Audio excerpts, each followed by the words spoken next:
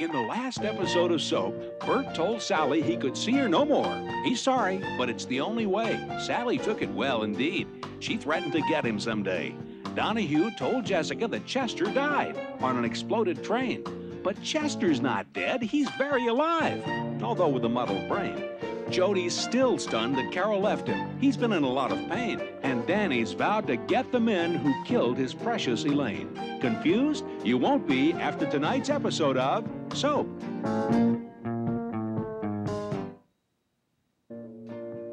This is the story of two sisters, Jessica Tate and Mary Campbell. These are the Tates,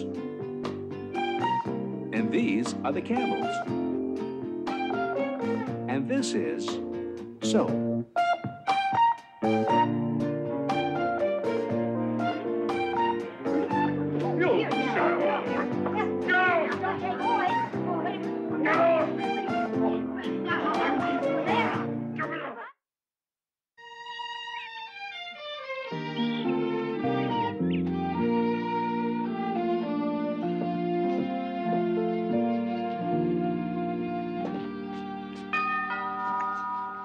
If you don't mind. Hi. Hello there. What is this? A party. Party? For what? Mr. Tate's death. It's kind of strange, isn't it? Well, I didn't say you had to have a good time. Detective Donahue, how good of you to come. I came by to say one thing. I'd like very much to see you, so when you feel the time is proper, will you let me know? The time is proper now, Detective. It is? Yes, because you make me feel good, and whenever you make a person feel good, the time is always proper. Okay. Good. Excuse me, everyone. This is Detective Donahue, you know, who looked for Chester. May I have your attention, please? I want to thank you, first of all, for coming here today. As you know, Chester never cared for funerals. Especially his own. And in his will, as a tribute to his memory, he asked that all of his family and all of his friends get together and just tell all those wild, funny stories about him. And I did invite, about 40 of his closest friends. They all had headaches. So come on, everybody, let's just toss out all of those funny stories about Chester. Who would like to go first?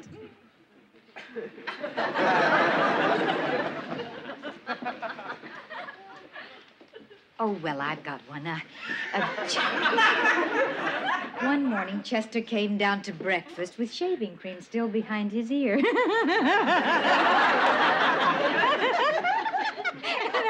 I said to him, Chester, you forgot.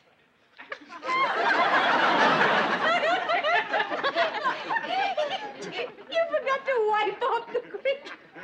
You forgot to wipe off.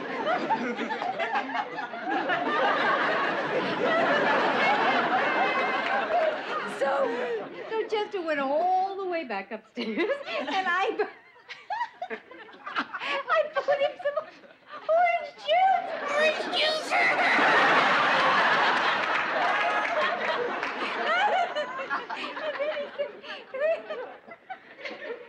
Then he said, is it all off now? And I said, yes. How do you want your eggs?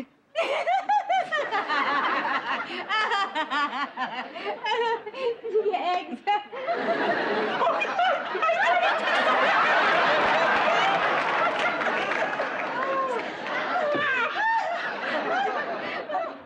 Oh, golly. Oh, this is fun. Who would like to be next? Billy, why don't you tell the hammer story? No, Ma, I don't think so. Oh, come on, honey. No, I Good idea. That'd be terrific. Hey, come on. No, do, please. Come on. All It's right. cute. It's cute. All right. Well, when I was 5, I asked Dad to buy me a hammer. He asked me what I wanted it for, and I told him I wanted to build a puppy. All the other kids had puppies, and I wanted one so badly that I decided to build one. Did he buy you the puppy? No, he bought me the hammer. Your father was an incredible human being.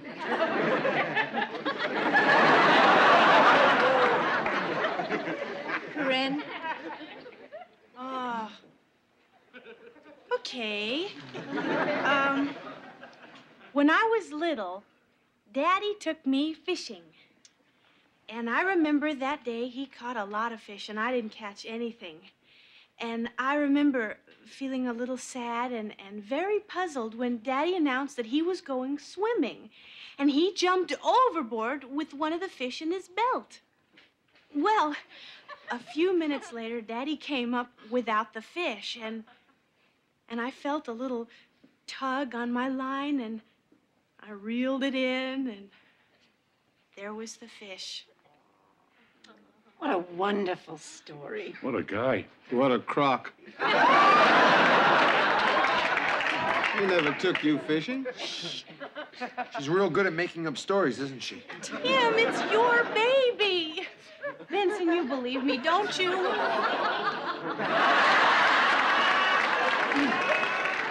Jody? Jody?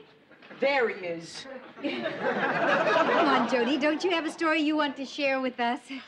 I just love the way Jody tells a story. Oh, well, all right. Well, once I remember I asked Uncle Chester why he always wore black shoes. And he said, I don't know. I just find them comfortable.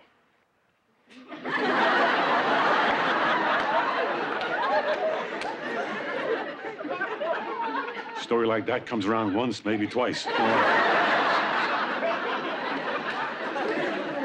Bert? There he is. Oh, yeah. Well, no, I remember Chester.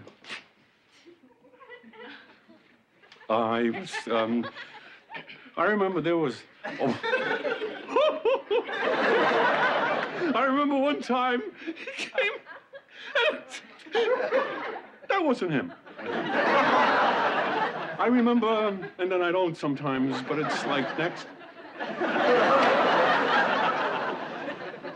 And Jesse, I got one. Oh, good. This is really funny. I remember once Bert had some dough he wanted to invest, and Chester suggested rotary engine fan belts. Again, that's not funny. Come on. Oh, come on, it's really good. So anyway, Bert gives him the dough, and Chester invests it. And the next day, the company went broke. Bert was cleaned out. Funny.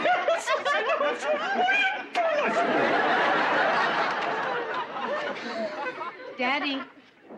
Art, this was a brave man. This was a courageous man.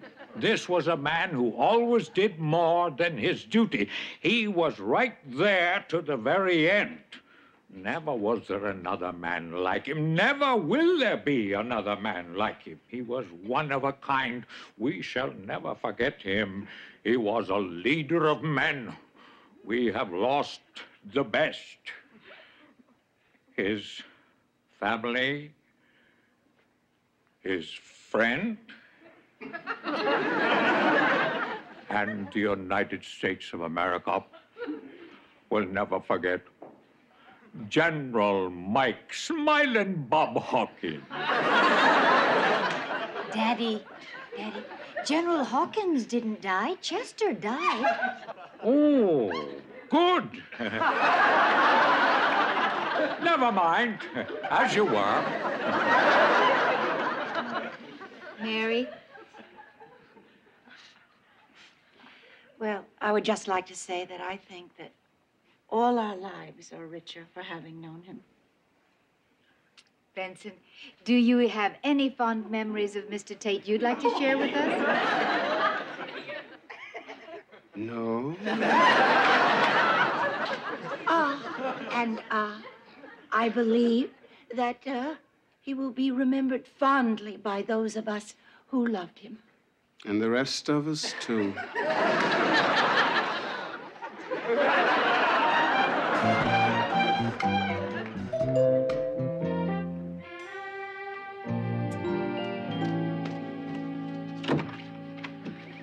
Mrs. Campbell? Yes, Hi, I'm Sally. Sally. Your husband's secretary. Oh, Sally!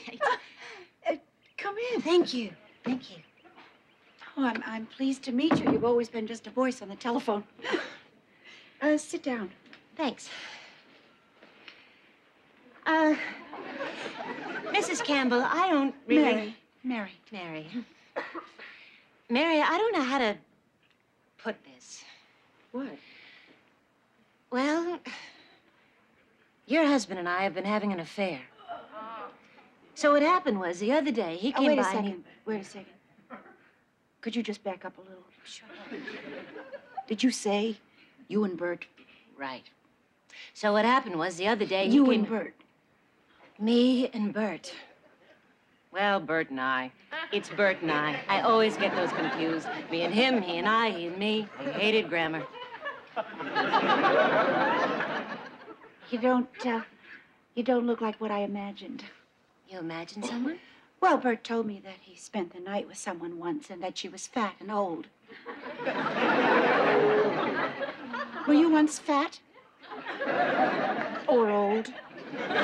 Must have been someone else. Mrs. Campbell. Mary. I really just... Mrs. Campbell. Look, don't be mad at me. I felt sorry for him. I have never had an affair with a married man. I would not do that. But he told me he was miserable. He said you were a mean, hard, bitter lady. And I believed him. And then I fell in love with him. So please, don't be mad at me. I can't believe it. I can't believe it. I don't believe you and him.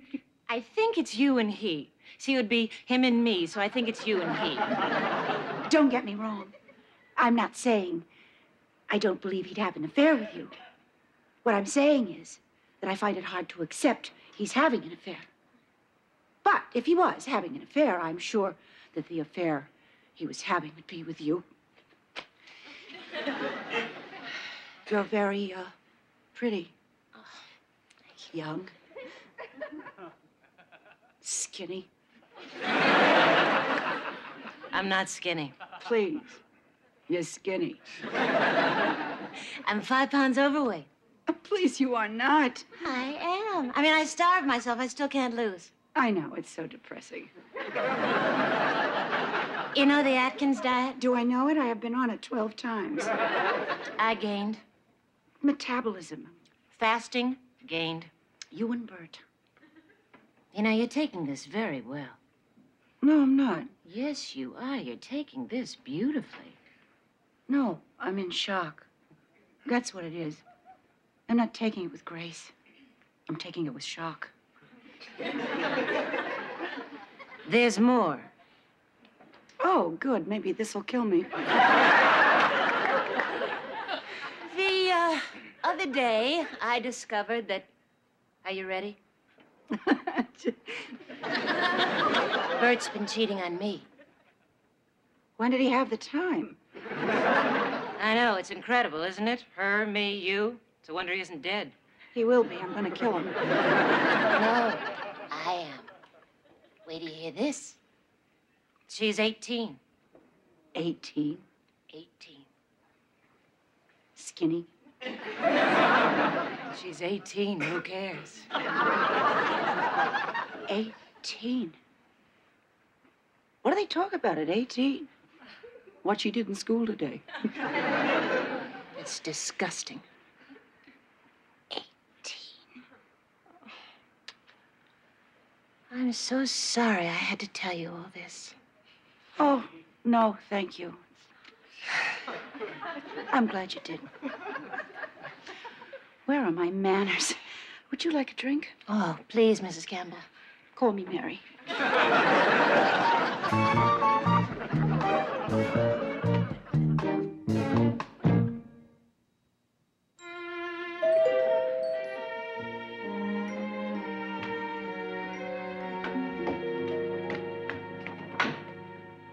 Hi, Mrs. David? Yes? I'm Jody. Oh, my. Oh, my. You're in Texas.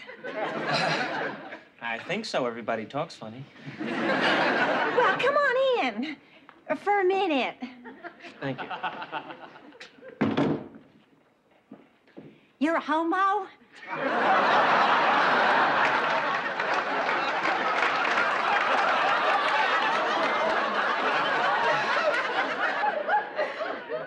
Well, The reason I ask is I've never seen one before.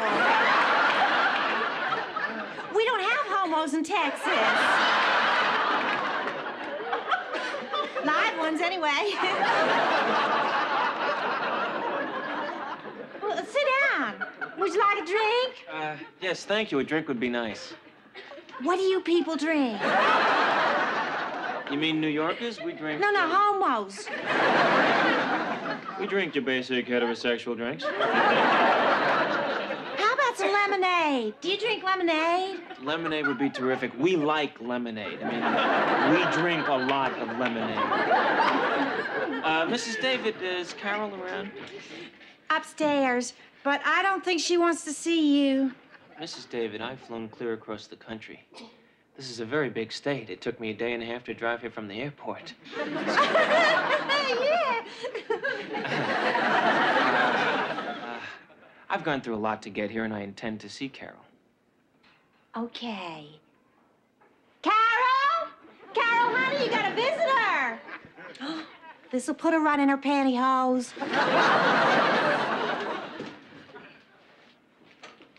Jody. Hi. I didn't...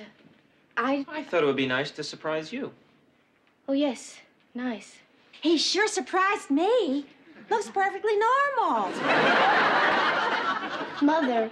I guess I expected him to wear organdy. Mother? Huh? Do you mind? Oh. It was nice meeting you, Jody. Nice meeting you, Mrs. David. You're my first homo.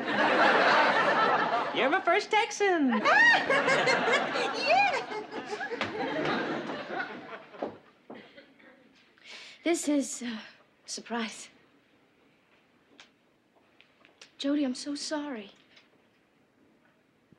I felt awful. You have no idea how awful I felt. What it was... Carol, I know what it was.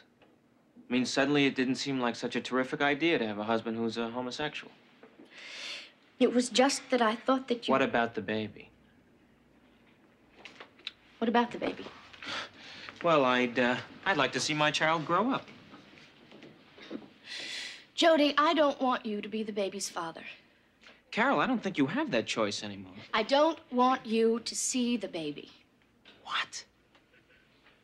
Someday I hope to marry. And whoever I marry will be the baby's father. Carol, that's my baby. You can't do this. Carol, please. What am I gonna do? I don't stand a chance in court. I have feelings, Carol. It's my baby and I care.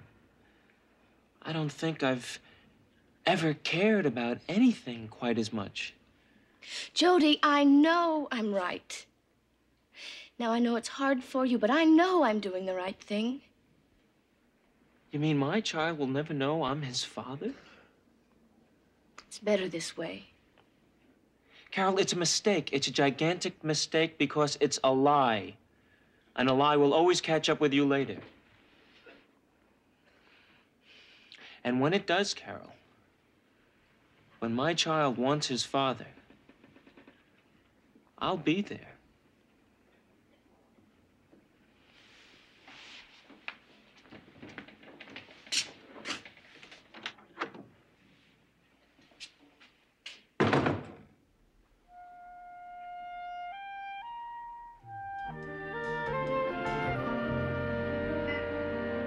Bringing in the sheaves, bringing in the sheaves. We will come rejoicing, bringing in the sheaves. Hey, buddy. What the hell is a sheave, anyway? Hey, buddy, I'm talking to you. What? What is a sheaf? It's a quantity of cereal grasses bound together. Ah. Now tell me, why do we want to bring them in? It's because of the harvest. We plant in the spring and we harvest. Could you try not touching me quite so much? What's the matter? You don't like to be touched? Well, hey, fellas. Fancy Pants here don't like to be touched. Oh, well, well, you see, I don't really belong here. I'm not really a bum. You calling us bums? Oh, no, please, please don't be offended. I like bums. Some of my best friends are filthy and disgusting. Right. Aha, split pea. I love split pea.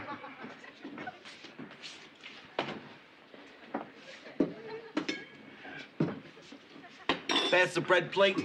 Are we grabbing? Is that it? Give me the bread. Wait. How do I know I like split pea? Hey. I remember. That's how I know. I remember. Pass the plate. Come on, pass the plate. Please. You are beginning to pester me. Pester. Nestor. Mester. Lester. That's it. Pass the plate. Oh, I'm Lester Pate. Pleased to meet you. Now, do you pass me the bread or do I tear off your head? Oh, sir, you've helped me to remember. How can I ever repay you? Bread. Take the bread. Take my soup. I remember. Oh, and I owe it all to you. You've helped me gain my true self again. Goodbye. Where are you going? Home to my family. Oh, yeah? Where do they live? I don't know. But they're out there somewhere. Somewhere there's a family of Pates waiting for their Lester, and I'll find them. If I have to look in every city, in every town, I'll find them. Because when Lester Pate gets it into his head to do something, he does it. Because that's the kind of stuff we Pates are made of. I think.